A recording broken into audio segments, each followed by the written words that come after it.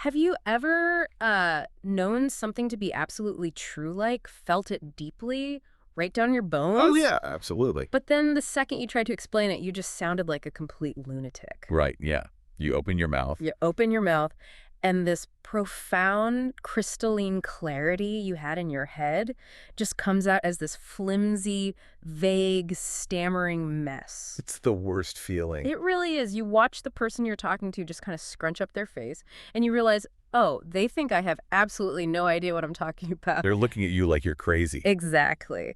Well, today we are going to prove that your inability to find the words in those moments is not a failure of your intelligence. No, not at all. It is a fundamental failure of language itself, and we are going to use this realization to completely fundamentally redefine a word you probably thought you understood. And that word is faith. It is an incredibly isolating phenomenon, and it's something, every single person listening has experienced. Oh, 100%. But we rarely examine why it actually happens. We just assume, well, I guess I'm just not articulate enough. Right, we blame ourselves. Yeah. But today's deep dive is going to require you to step back and question the very foundation of how modern society decides what is quote-unquote true. And what is considered valid knowledge versus what just gets dismissed as a passing feeling or an imaginary whim. Exactly.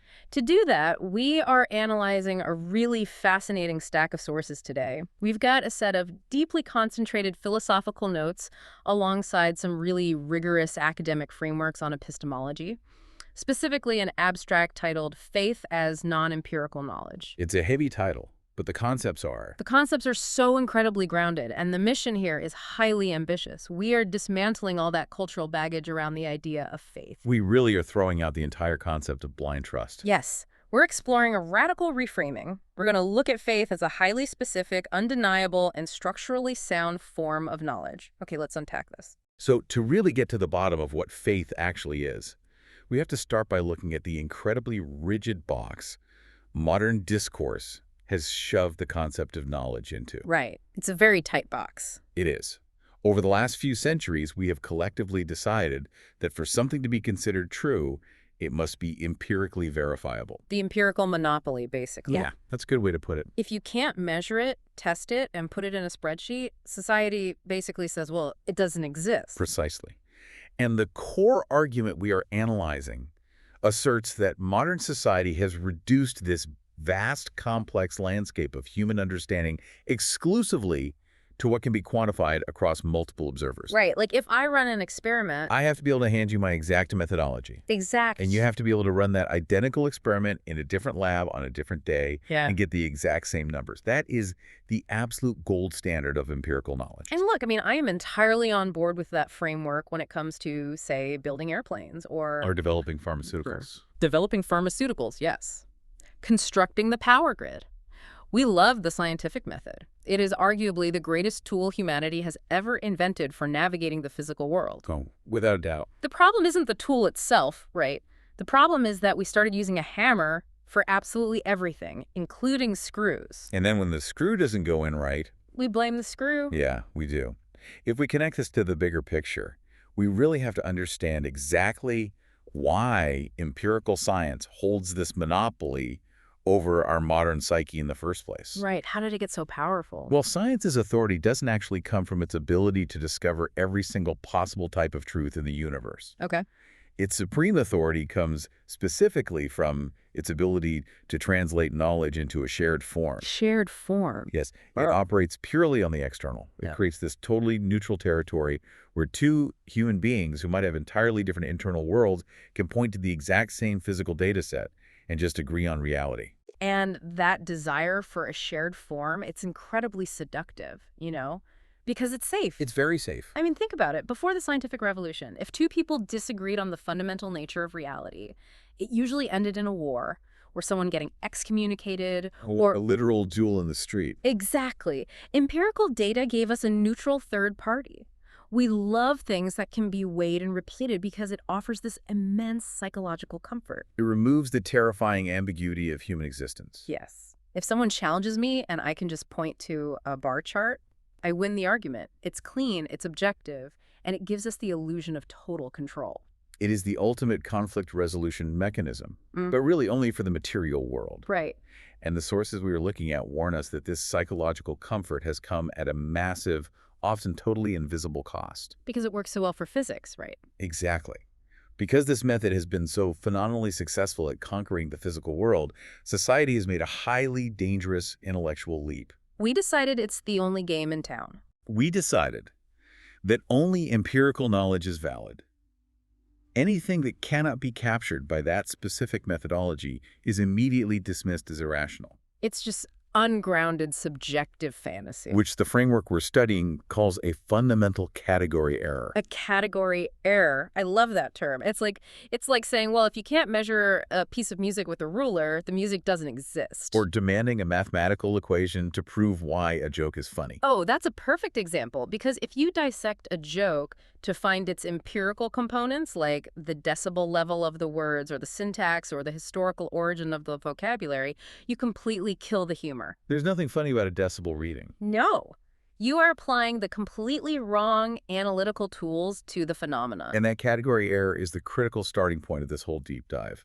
Because when we enforce empirical constraints on realities that are inherently non-empirical, we don't just misunderstand those realities. We erase them. We actively erase a huge portion of the human experience from the realm of valid knowledge. We literally shrink the universe to fit the limitations of our rulers and our thermometers. Instead of expanding our epistemology, Yeah. our theory of knowledge, to encompass the entire universe, we demand that everything fit into the shared external form, even things that only exist internally.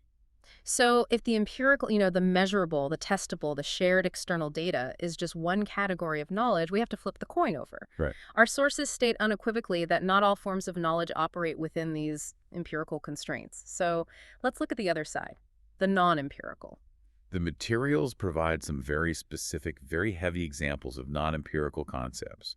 They point to the reality of God, the experience of love, and the profound recognition of what is deeply good. Right. And immediately, you can just feel the modern mind bristling at those examples. Oh, absolutely. Because you cannot put love in a centrifuge. You cannot measure the atomic weight of goodness. You can't. And because of that, empirical logic dictates that love is just, a cocktail of oxytocin and dopamine. A biochemical illusion. Yeah, an illusion meant to encourage reproduction.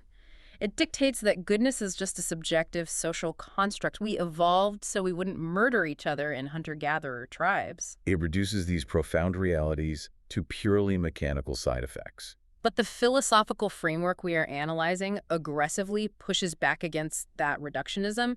It states explicitly that non-empirical realities are not vague, empty, or merely biochemical illusions. They are a distinct category of reality. And they can be known with absolute clarity, but they are known through a completely different mechanism, right? Yes. The text explains that non-empirical knowledge is recognized directly through what it calls internal coherence. Internal coherence. And direct encounter without requiring any external confirmation whatsoever. Okay, I want to slow down here and really dig into the mechanics of that, because internal coherence sounds like a phrase that could get very slippery very quickly. It does sound a bit abstract. Yeah. What exactly does that mean functionally? How does a human mind measure internal coherence? Well, think about it as cognitive structural integrity. Okay. Empirical knowledge relies on external coherence. Does my data match the physical world? And can a completely independent observer replicate my findings? Right, the shared form again. Exactly. Internal coherence, on the other hand, means that the knowledge fits perfectly, undeniably, and structurally within your own internal architecture of understanding. So it's an inside job. Completely. Yeah. When you experience a direct encounter with a profound sense of purpose or the inherent dignity of another human being, it doesn't just pass through you like a fleeting thought. It sticks. It locks into place. It resolves internal contradictions you didn't even know you had.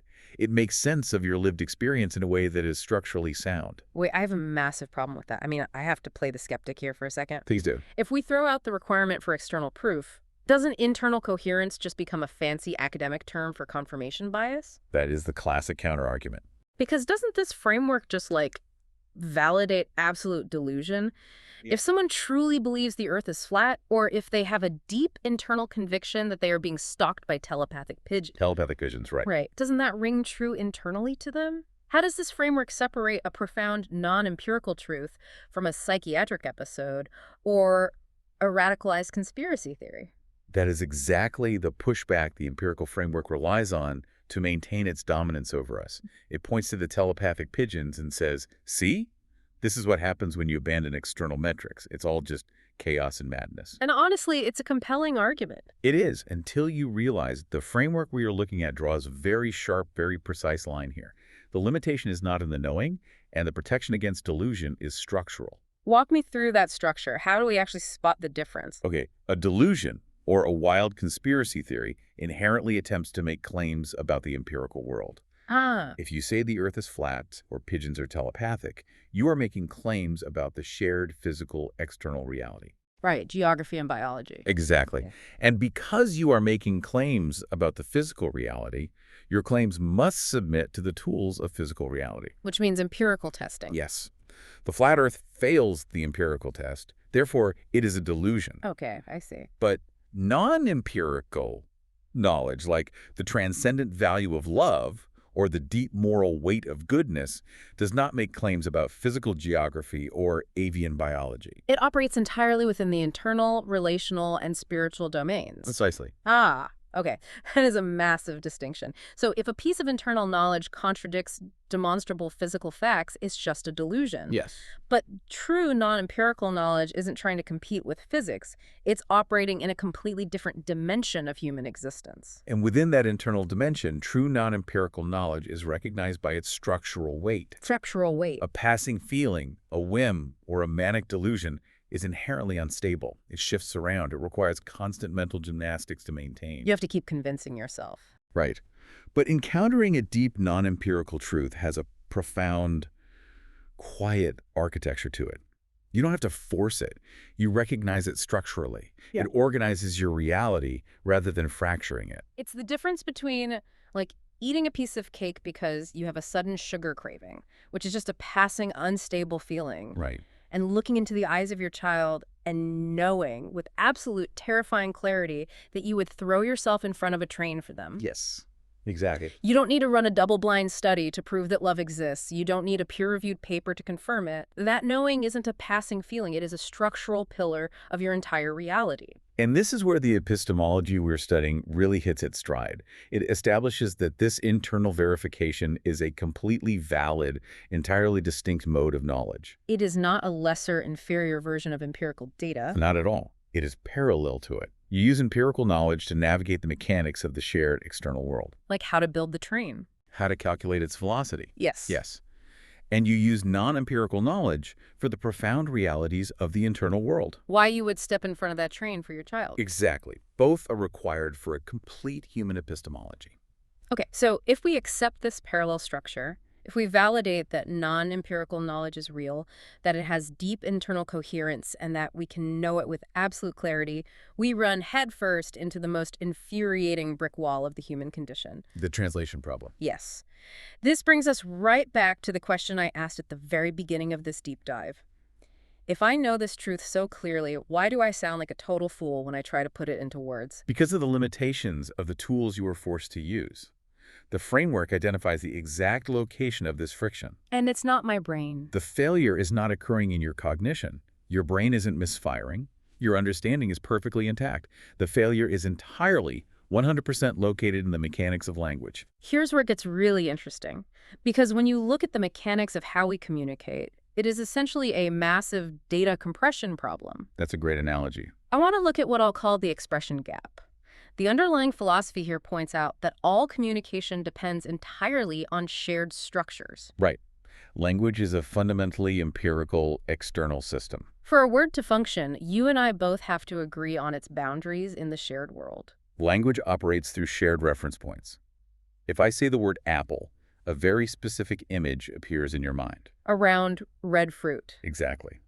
The communication is successful because we both have a shared, external, historical experience of that fruit. The word is just a pointer to the shared external object. But the sources point out that non-empirical forms of knowledge do not originate in the shared external world. They originate internally. They are a direct encounter within your specific consciousness. And because of that, there is no shared physical reference point to point to. There's no apple. There's no apple. So when you try to force an infinite, multidimensional internal truth through the extremely narrow, two-dimensional pipeline of vocabulary, you experience a catastrophic loss of data. It is the ultimate bottleneck.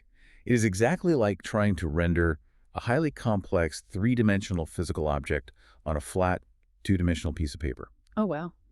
The mind experiences the 3D reality, the depth, the volume, the weight of the object.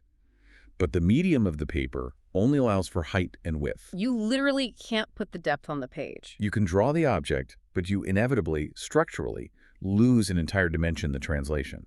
The person looking at your drawing only sees the flat image. And the tragedy is that the listener assumes the object has no depth simply because the drawing has no depth. Yes. When you take a profound, structure-altering internal revelation and try to translate it into a language built primarily for, navigating, hunting, and gathering, the translation inherently strips away the direct encounter. It's heavily compressed. You are handing someone a heavily compressed, low-bitrate MP3 of a live symphony, and then they listen to it on a tiny, terrible speaker and say, well, this doesn't sound very impressive. That gap, that massive void between knowing something internally and transmitting it externally is the expression gap. The expression gap. And the philosophical tragedy that our sources highlight is how modern society reacts to this inevitable loss in translation. We punish people for it. We do.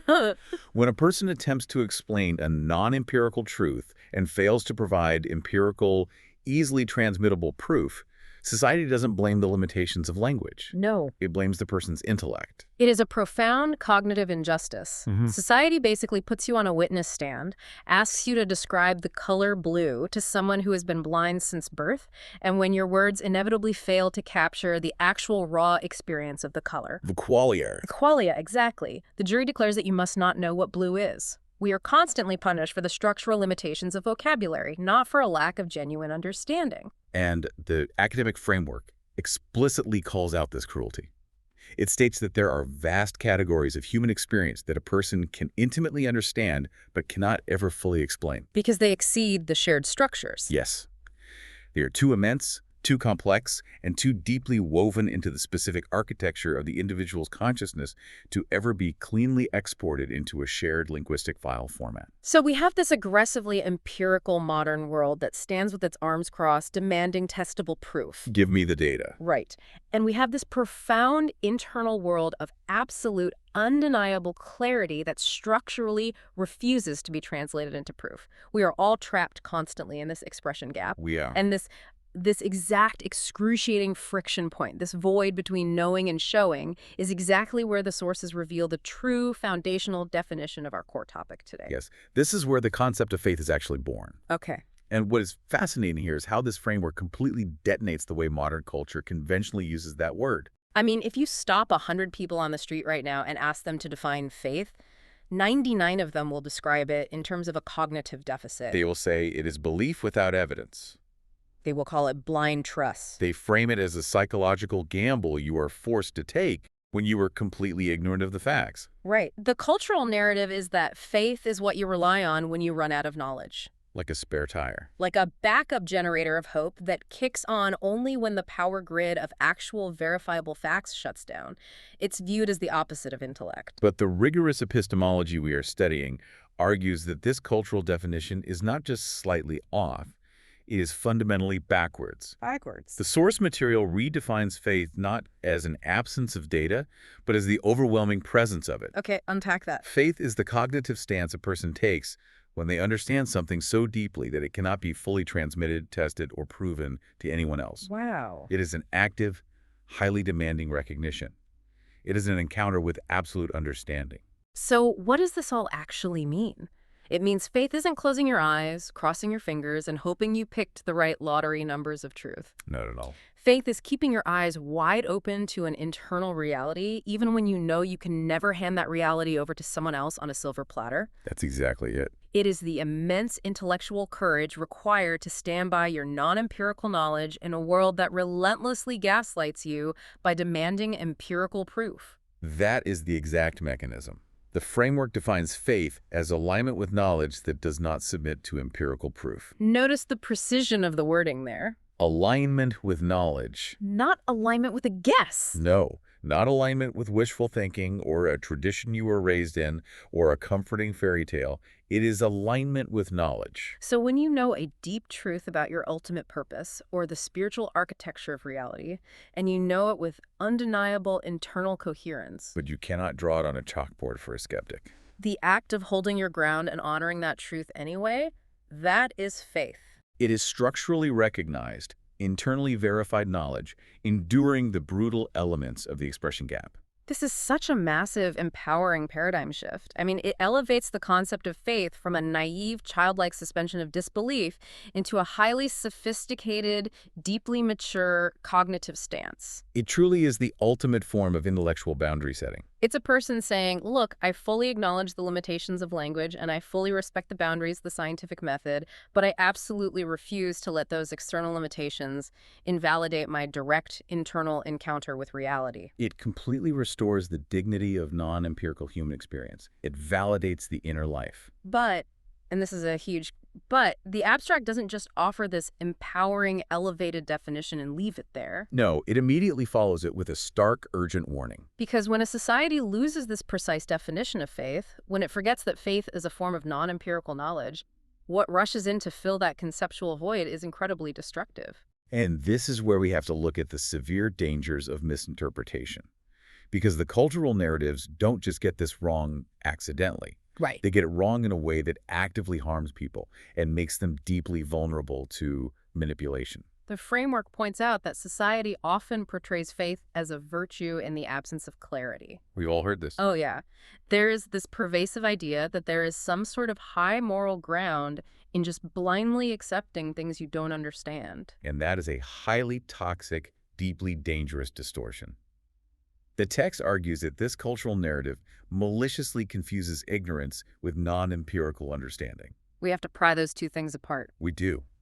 Ignorance is simply a lack of information. It is a void. Right. Non-empirical understanding, as we've established, is the active presence of profound, structurally recognized internal knowledge. So when a culture or a leader or an institution teaches that faith means accepting ignorance as a virtue, They are explicitly telling people to shut off their critical faculties. they are telling them that questioning is a sin and that blind, unthinking allegiance is holy. Which strips faith of its entire foundational requirement, internal coherence. Yes. If true faith is supposed to be in alignment with a truth that deeply rings true inside your own cognitive architecture, but an authority figure tells you that faith means don't ask questions, silence your inner doubts, and just believe what we tell you. That is a total hijacking of the human operating system. It's the weaponization of the concept. It really is. By framing faith as virtuous ignorance, manipulators can entirely bypass your internal coherence detector. Let's look at how this plays out functionally, because I think this is so important.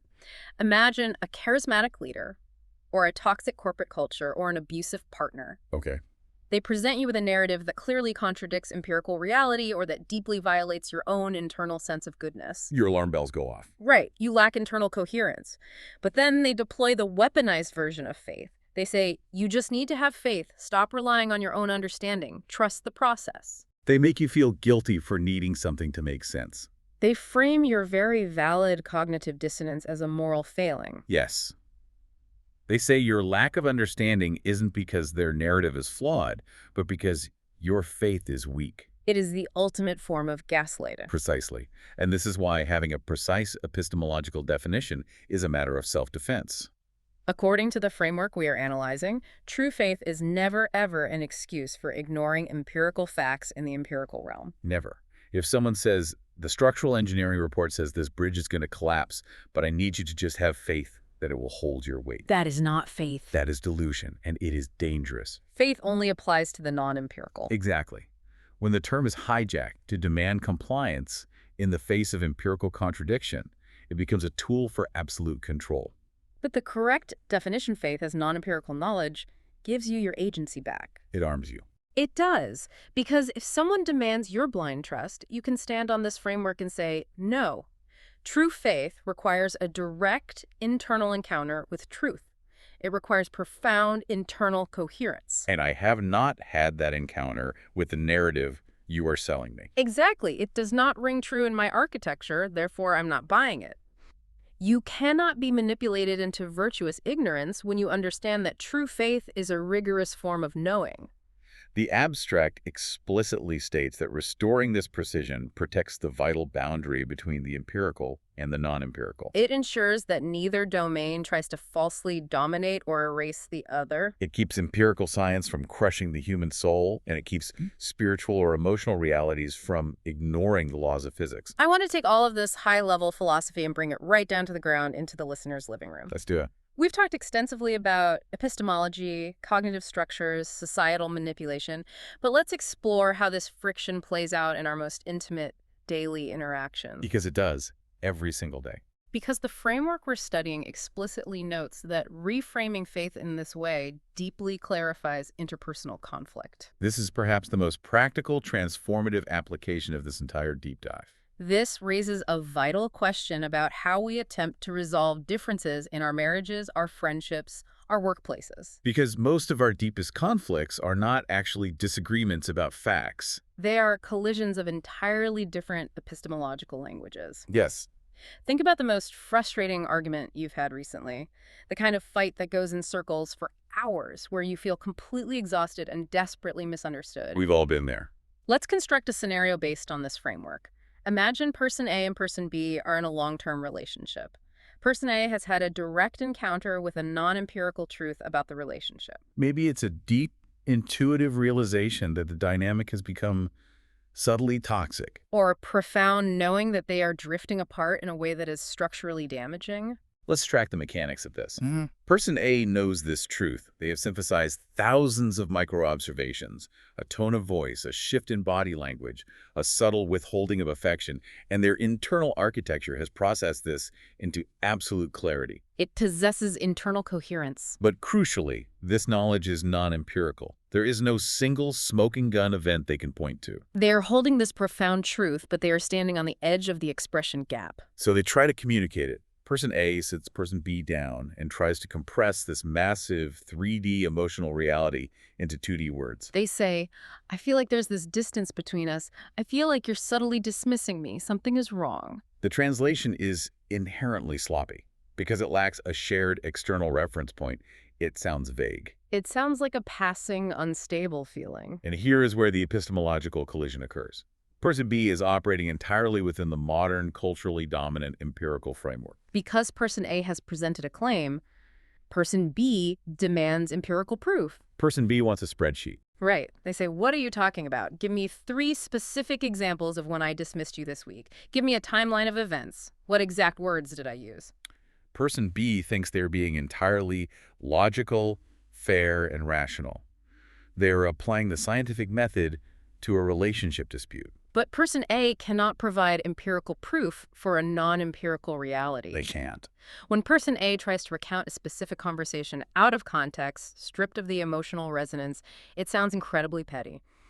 Well, on Tuesday, you sighed when I asked you to pass the salt. And person B immediately seizes on this and says, are you kidding me? You're starting a massive fight over a sigh. You are being completely irrational and overly emotional. And that is the exact anatomy of the tragedy. Person B is committing the ultimate category error. They are bringing a thermometer to measure a symphony. Yes, because person A cannot cross the expression gap with hard, quantifiable evidence. Person B dismisses their profound internal knowledge as a complete fabrication. And person A is left feeling completely gaslit. They know what they know. The internal coherence is undeniable. But because the rules of engagement dictate that only empirical data is valid, they're treated as if they are crazy. This epistemological mismatch destroys relationships. It destroys workplace dynamics, too.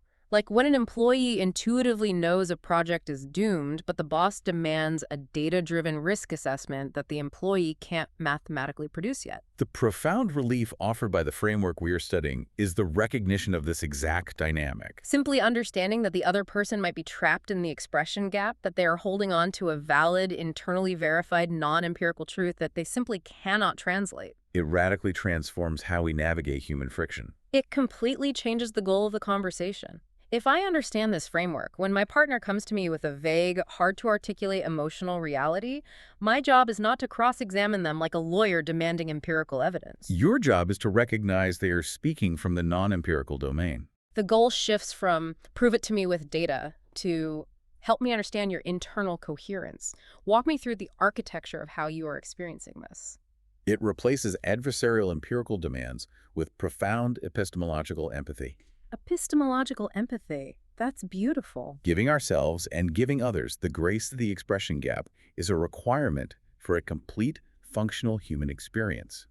The research we've unpacked today concludes by emphasizing this dual reality we all inhabit. To dismiss non-empirical knowledge, to demand that true faith submit to the scientific method is not to eliminate the non-empirical from the world. Not at all. The realities of love, the profound weight of goodness, the intuitive recognitions of our internal worlds, these will continue to exist. And they'll continue to govern our deepest motivations, whether empirical science validates them or not. To dismiss them is simply to fundamentally misunderstand the nature of consciousness and to rob ourselves of the tools required to navigate the most meaningful parts of our lives. We must champion empirical rigor in the external world. Build safe bridges, cure diseases, demand data in our sciences. But we must just as fiercely protect, validate, and trust non-empirical knowledge in the internal, relational, and spiritual domains. Recognizing the boundary between the two is the key to a coherent reality. We have covered an incredible amount of intellectual ground today. We really have. We started by diagnosing the tyranny of the empirical-only mindset, that seductive, that rigid framework that demands everything be weighed and measured to be considered real. We mapped out the two distinct modes of human knowing. Validating the profound non-empirical realities that govern our lives through structural internal coherence. We stared down into the expression gap. Recognizing the tragedy of how language fundamentally fails to compress our infinite internal worlds into shared syllables. And finally, we arrived at a deeply precise, fiercely empowering redefinition of faith. Faith isn't an absence of intellect. It isn't a blind leap into the dark. It is the absolute unyielding presence of understanding that simply refuses to be translated. It is the courage to hold your ground in the void of the expression gap. It is a vital framework for reclaiming the totality of the human experience. Embracing both modes of knowing allows us to be rigorously rational without becoming mechanically hollow. So as we wrap up this deep dive, I want to leave you with something to really chew on as you go about the rest of your week. We started this whole journey by talking about that incredibly frustrating, isolating feeling of having the words completely fail you when you were trying to explain something you know deep down in your bones. The lunatic feeling. Right. But let's take everything we've unpacked today and let's flip that frustration entirely on its head. Okay. If our deepest, clearest truths, the absolute bedrock of how we experience love, goodness, and reality, are fundamentally untranslatable, Right. how much of your own breathtakingly complex inner universe are you experiencing completely alone? That's a profound thought. And maybe, considering the sacred, non-empirical weight of that knowledge, is that exactly how it's supposed to be?